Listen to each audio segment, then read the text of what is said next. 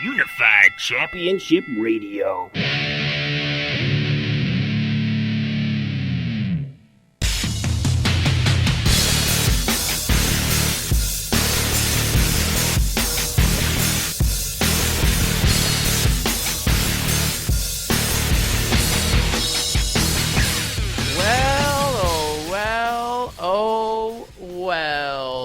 This is Ringside Rumble Radio here on the UCR network, powered by Spreaker.com.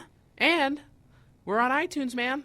On iTunes for free. If it's free, it's for me. Oh, yes. Anthony the Ant-Man alongside Keith Logan the Loganator. Now, I know. You haven't heard from us in a few weeks. Had a little bit of scheduling conflicts. We took a little hiatus. It's like our second hiatus, but a shorter one. Very short. Very short one. It just stinks that it happened during the biggest time of the year. WrestleMania.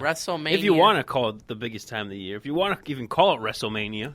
But we'll get into that later. Yeah, what a weekend it is. The biggest weekend of the year for professional wrestling. It was a big weekend as we started off with NXT Takeover, and maybe the show outclassed WrestleMania. What do you think? You say maybe? I say it did outclass the show. If you tuned in, did you watch it live on Friday or did you watch the replay? I had to watch the replay in bits and pieces. Hey, it happens. I watched it live, and let me tell you, I was like a kid in the candy store watching this event. We both discussed the Nakamura-Sami Zayn match. You said it was the match of the night. No. Match of the year, my friend. Match of the year.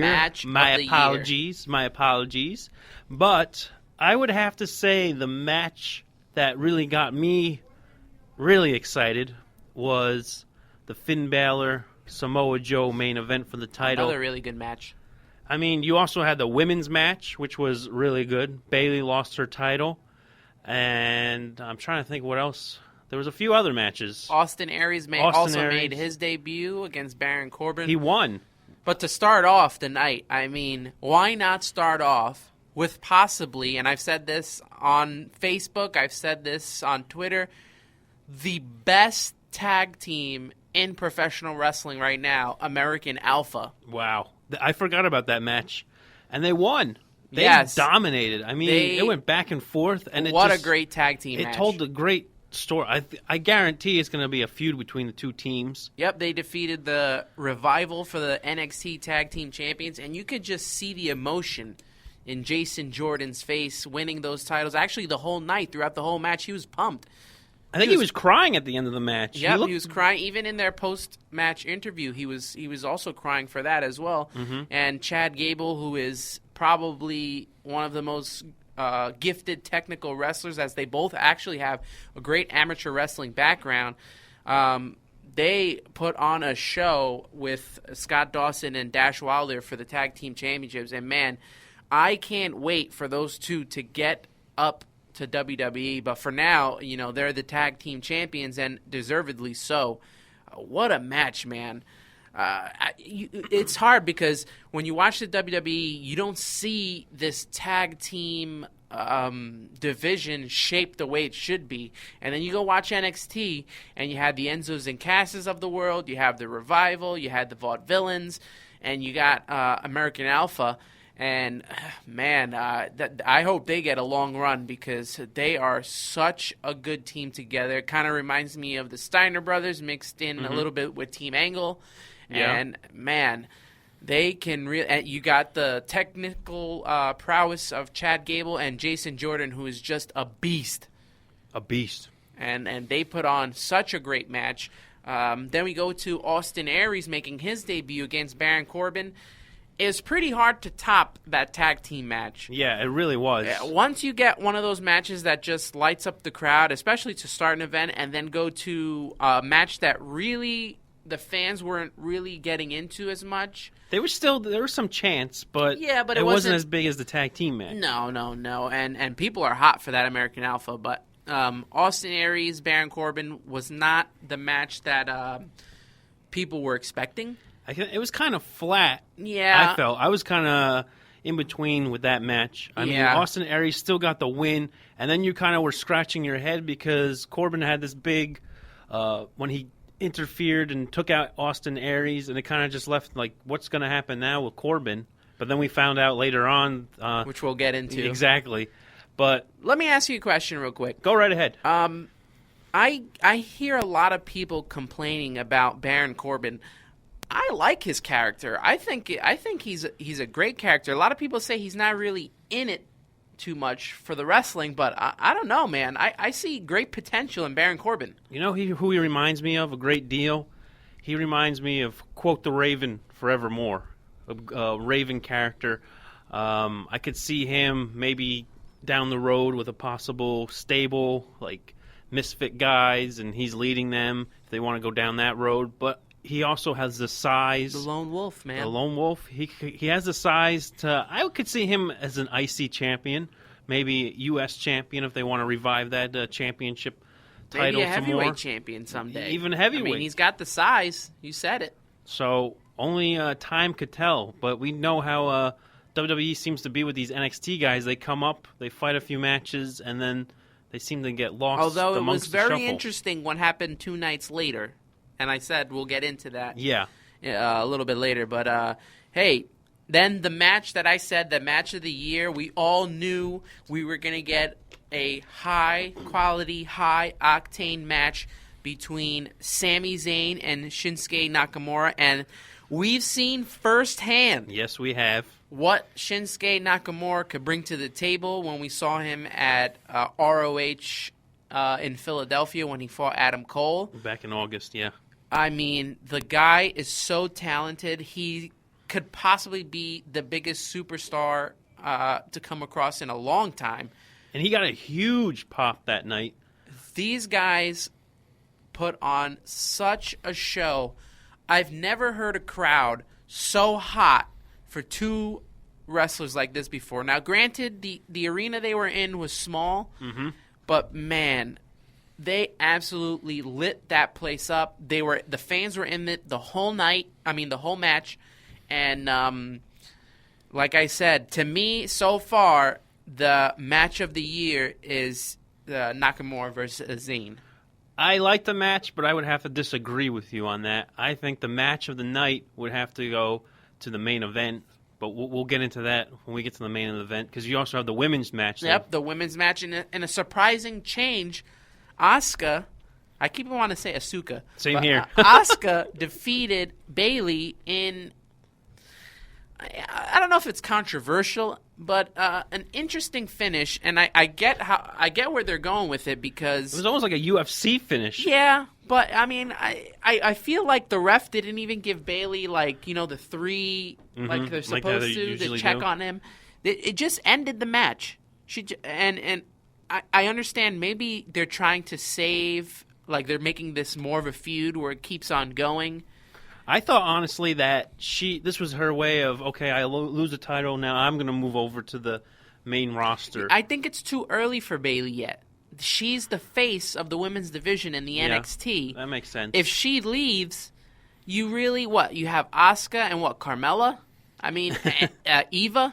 You can't really take her out, especially when Becky Lynch and Charlotte and Sasha Banks, when they're the 3 going at it in a feud, where are you going to put Bayley when there's not much time given to the women like that? Mm-hmm. So I still feel that Bayley will retain her title eventually, but I was just, a little surprised. It took me a while to understand the way they went with the ending, but I could understand they were trying to save Bayley and showing her that she did not quit, kind of like how Austin, Bret Hart, that little finish where Austin never gave up. He just passed out. So I can understand where they're going with that.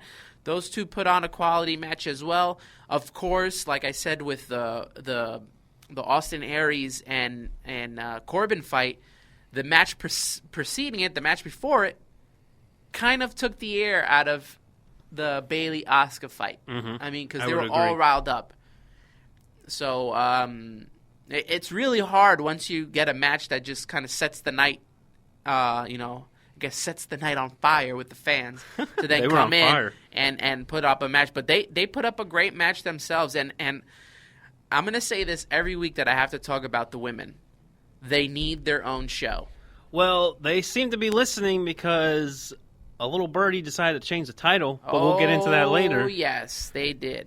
The main event, your match of the night, Finn Balor against Samoa Joe. This also surprised me because I had envisioned Samoa Joe winning the World Heavyweight title. Now where does he go? So did I, but I think they want to keep Finn Balor. Kind of like Bayley. Yeah, I guess. But it just exploded. You could see the hatred between both of them with Samoa Joe and Finn Balor. He just attacked him full-blown, and within, I'd say, a matter of minutes, like within 2 minutes, he's busted open. The great thing is the referees come to check on him, the trainers come to check on him, he pushes pushes them them away. away. He just wants to keep going, and that's, some great character coming out of Samoa Joe. We all know what Samoa Joe is. I've watched him time and time again in TNA as they misused him and couldn't wait for him to come to the WWE and now on NXT. And I was just hoping that, he would get the title. As much as I like Finn Balor and the Balor Club, I really wanted to see Samoa Joe get his chance to shine, especially since he lost in London at the other big NXT show a couple months back.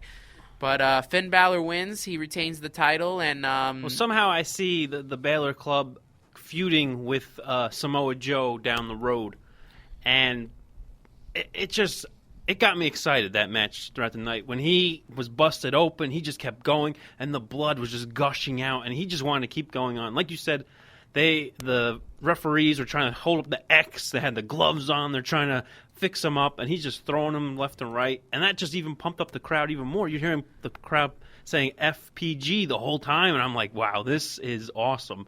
Like, legit, this is awesome. They even chanted that as well.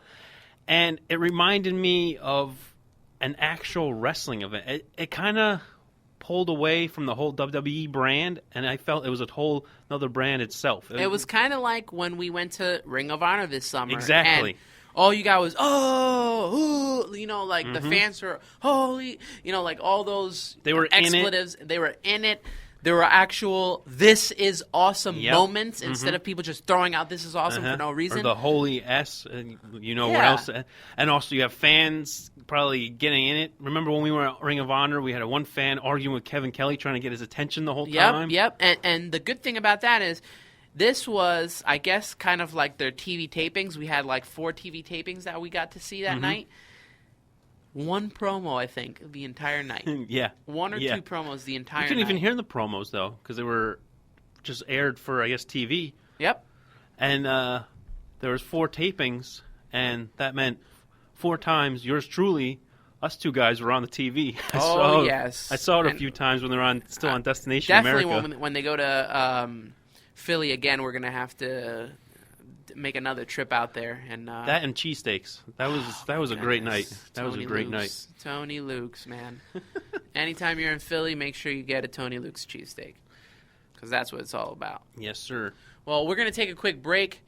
When we come back, we'll get into or do you want to do it now? Do you want to do the Hall of Fame now and then get into WrestleMania? Let's get into the Hall of Fame now. All right. Did you get a chance to watch any of the Hall of Fame? I watched most of the highlights. I didn't actually sit down and watch the whole Hall of Fame ceremony, but I did see the Sting part when he said he was announcing he was retiring. I saw that part. But I didn't understand. He goes, "This is not goodbye forever. It's just see you later." What does that mean? Maybe a little tease, maybe enforcer, maybe make him a general manager, make him in charge against the Authority. I mean, he went up against the Authority back when Seth Rollins had the championship, so maybe he still has bad blood between them. That storyline really didn't finish. It only was put on hold because of his injury, so could we see a possible Sting as general manager? Maybe. Who knows?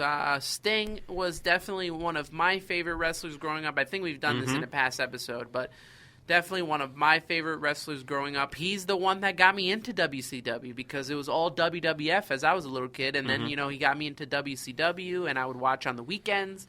Had the Power Hour, had Saturday night, and then Main Event, and all the pay-per-view events. I know we probably mentioned this before.